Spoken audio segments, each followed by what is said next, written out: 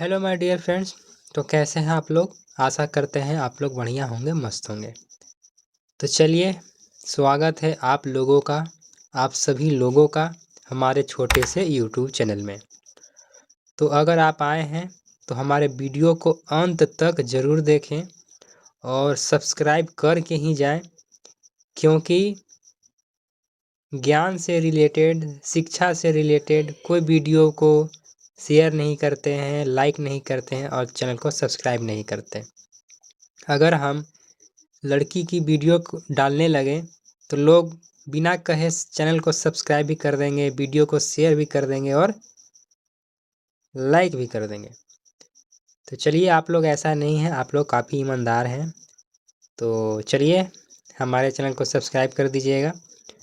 तो आज का हम लेके आए हैं दोस्तों current affair, most important current affairs for today, यानी कि आज का क्या क्या घटनाएं घटित हुई है वो हम लेके आए हैं। तो आज दिनांक है 10 नवंबर 2025। तो हमारे चैनल को सब्सक्राइब कर दें। चलिए, तो हम चलते हैं अब हम पहले प्रश्न की ओर। क्या कहता है? राष्ट्रीय विधिक सेवा दिवस, नेशनल लीगल सर्विसेज डे कब मनाया जाता है? ए है आपका 8 नवंबर, बी है आपका 9 नवंबर, सी है आपका 10 नवंबर, डी है 11 नवंबर। तो चलिए, पहले नंबर का राइट आंसर हो जाएगा दोस्तों, वो हो जाएगा बी, यानी कि 9 नवंबर को। तो चलिए, इसके बारे में हम डिटेल जानते हैं। यह दिवस जो है 1995 से, इसे आप ध्यान रखिएगा, 1995 से हर वर्ष मनाया जा रहा है। इसका उद्देश्य है आम नागरिकों को मुफ्त कानूनी सहायता प्रदान करना और न्याय तक उनकी पहुंच सुनिश्चित करना। तो चलिए, ये था हमारा पहला प्रश्न। अब हम देखते हैं दूसरा प्रश्न क्या कहता है। भारत के चीफ ऑफ डिफेंस स्टाफ यानी कि सीडीएस जनरल अनिल चौहान ने हाल ही में कहा कि भारत किस प्रकार की शक्ति है? ए है आपका केवल भू शक्ति, बी है केवल समुद्री शक्ति, सी है आपका भू समुद्री दोनों शक्ति, डी है केवल हवाई शक्ति। भू शक्ति का मतलब भूमिगत शक्ति। तो चलिए, दूसरे नंबर का राइट आंसर हो जाएगा दोस्तों, वो हो जाएगा सी, यानी कि भू और समुद्री शक्ति दोनों, यानी कि थल और समुद्री सेना दोनों। तो चलिए, इसके बारे में हम डिटेल में जानते हैं क्या कहता है दूसरे नंबर के डिटेल में। जो इसका दूसरे नंबर का राइट आंसर था वो था थर्ड वाला। चलिए, इसके बारे में जानते हैं। सीडीएस चौहान ने कहा कि भारत अब केवल भूभाग आधारित शक्ति नहीं है, बल्कि हमारे जो है सेना जो है समुद्र मोर्चे पर भी एक प्रमुख क्षेत्रीय शक्ति, यानी कि समुद्र स्तरीय पर भी झंडा लहरा रहे हैं। तो चलिए, ये था हमारा दूसरा प्रश्न। अब हम चलते हैं तीसरे प्रश्न की ओर। यह क्या कह रहा है? क्रेसिकोलिस मिडलटोनी नामक नई वनस्पति प्रजाति भारत के किस राज्य में पाई गई है? ए है आपका मिजोरम, बी है अरुणाचल प्रदेश, सी है नागालैंड, डी है असम। तो चलिए, तीसरे नंबर का राइट आंसर हो जाएगा दोस्तों, वो हो जाएगा बी, यानी कि अरुणाचल प्रदेश। तो चलिए, इसके बारे में हम जान लेते हैं। यह प्रजाति जो है आपका जिस निर्यासरीय परिवार की है और पहली बार भारत में दर्ज की गई है। चलिए, ये था हमारा तीसरा प्रश्न। अब हम चलते हैं चौथे प्रश्न की ओर। यह क्या कह रहा है? चलिए, भारत सरकार की नई नीति के अनुसार जनजातीय समुदायों का स्थानांतरण किस स्थिति में संभव है? ए है आपका जब सरकार चाहे, बी है जब जनजातियों की सहमति हो, सी है आपका अदालत के उद्देश्य पर, डी है आपका बिना किसी अनुमति के।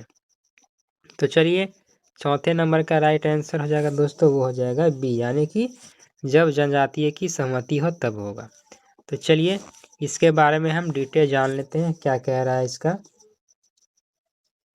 नीति के अनुसार स्थानांतरण स्वैच्छिक, पारदर्शी एवं और सूचित सहमति इन्फॉर्म्ड कंसेंट पर आधारित होना चाहिए। चलिए, यह था दोस्तों हमारे चौथा प्रश्न का डिटेल। चलिए, अब हम चलते हैं पांचवें प्रश्न की ओर। COP30 सम्मेलन 2025 में कहाँ आयोजित होगा? ए है आपका ब्राज़ील के बले शहर में, बी है पेरिस में, सी है आपका दुबई में, डी है नई दिल्ली। तो चलिए 5वें नंबर का राइट आंसर हो जाएगा दोस्तों, वो हो जाएगा ए यानी कि ब्राज़ील में। तो चलिए इसका भी हम डिटेल जानते हैं, क्या कह रहा है 5वां नंबर का डिटेल।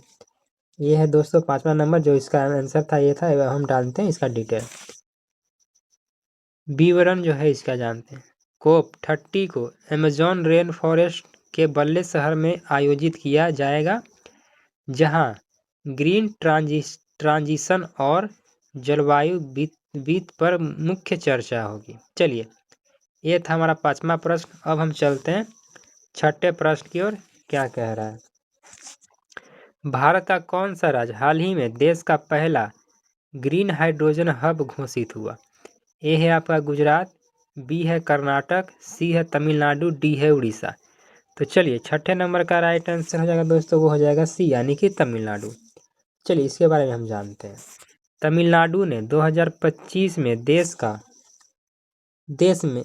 का पहला हरित हाइड्रोजन हब बनने की घोषित की है, जिनका लक्ष्य 2050 तक कार्बन न्यूट्रल राज्य बनाना है। चलिए ये था दोस्तों 6ठे नंबर का डिटेल। अब हम चलते हैं 7वें नंबर, क्या कह रहा है। किस भारतीय शहर ने 2025 में स्मार्ट सिटी गोल्ड अवार्ड जीता? ए है आपका भोपाल, बी है सूरत, सी है पुणे, डी है विशाखापट्टनम।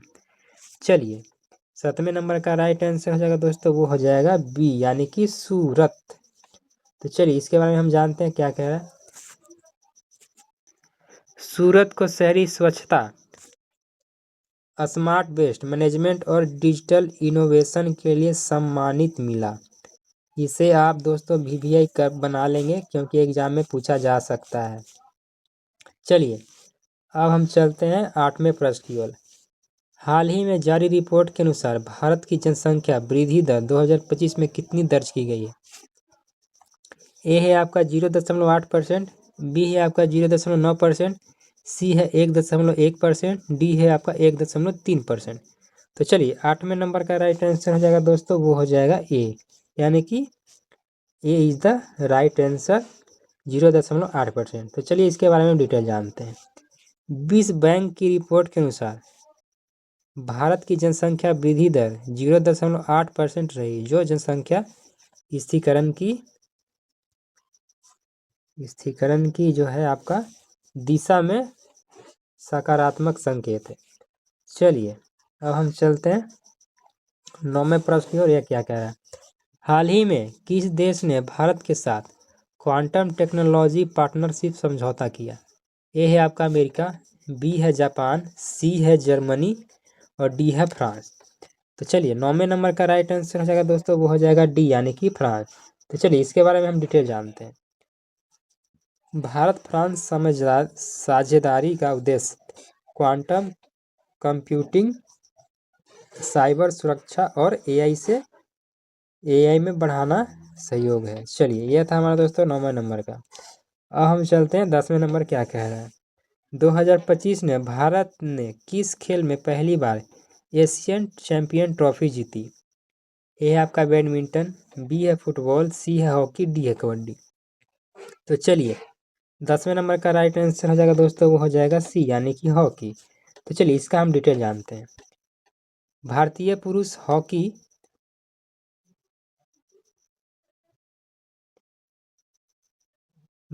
पुरुष हॉकी टीम ने पाकिस्तान को हराकर यह खिताब जीता। यह भारत का लगातार तीसरा ट्रॉफी विजयी रहा। चलिए यह था दोस्तों हमारा 10वां प्रश्न। चलिए अब हम चलते हैं दोस्तों 11वें नंबर की ओर। सॉरी ये रहा दोस्तों आपका 11वां प्रश्न। लखनऊ में कौन सा सम्मान हाल ही में मिला? ये है आपका UNESCO creative city of music, B है आपका UNESCO creative city of gastronomy, C है आपका यूनेस्को क्रिएटिव सिटी ऑफ साहित्य, डी है आपका UNESCO creative city of design. तो चलिए 11 नंबर का राइट आंसर हो जाएगा दोस्तों, वो हो जाएगा B is the correct answer. तो चलिए इसके बारे में हम डिटेल जानते हैं। B is the right answer. Lucknow को 2 नवंबर 2025 को यूनेस्को की 43वें सामान्य सभा में क्रिएटिव सिटी ऑफ गैस्ट्रोनॉमी का दर्जा मिला है। यह भारत का दूसरा शहर है जो यह सम्मान मिला। पहला था हैदराबाद।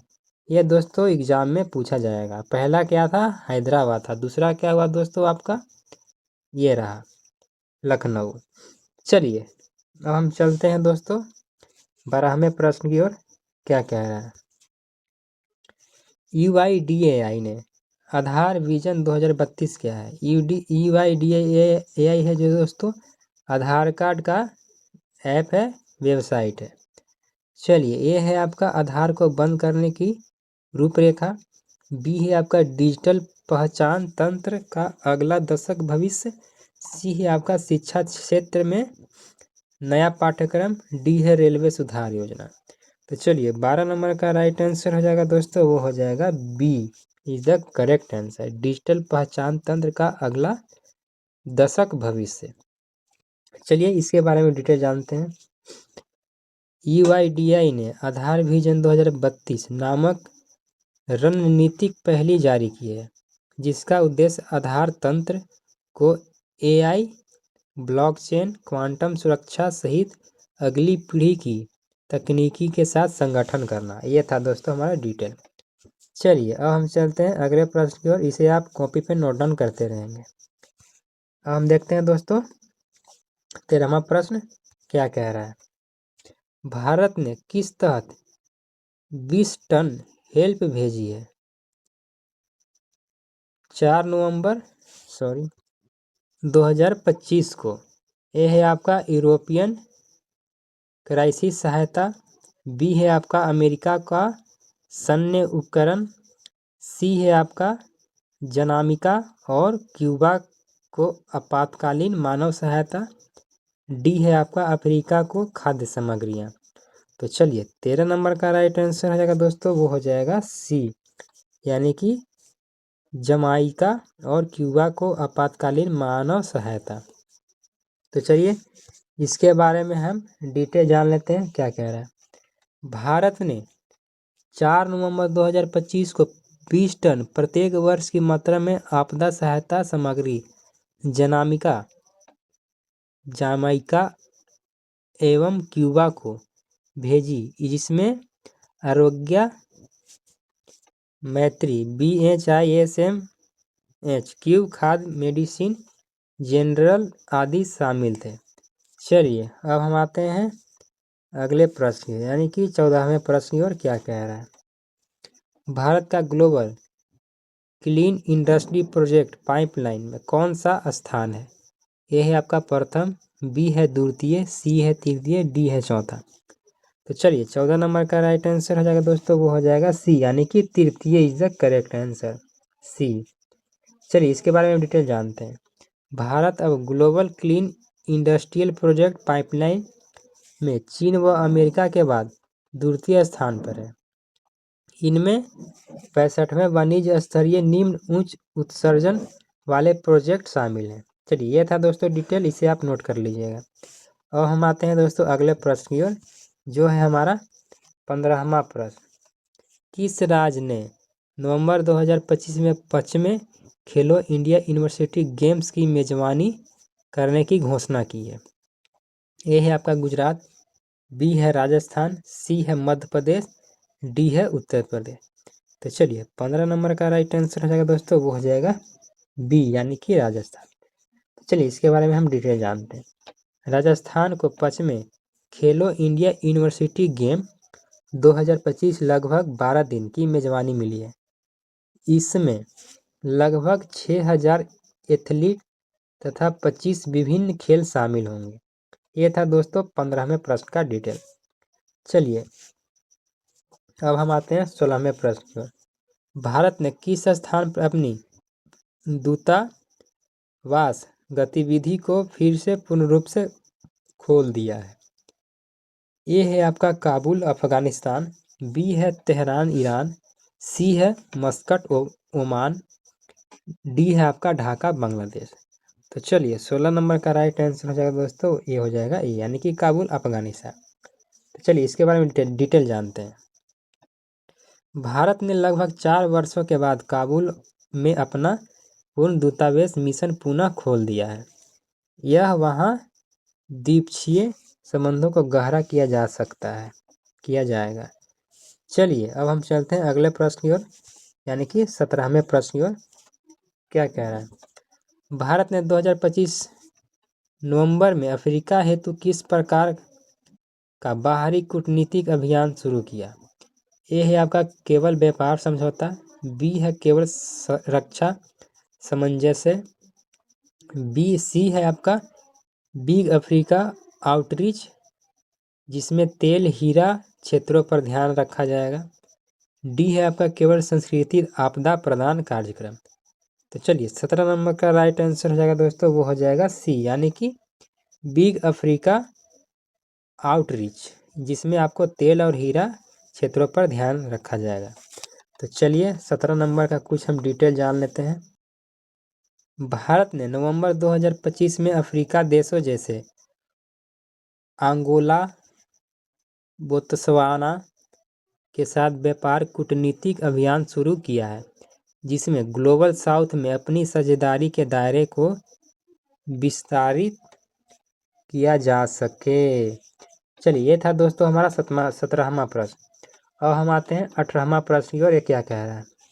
भारत ने किस खेल में 100वां वर्ष समारोह मनाया 7 नवंबर 2025 को? ए है आपका क्रिकेट, बी है हॉकी, सी है फुटबॉल, डी है कबड्डी।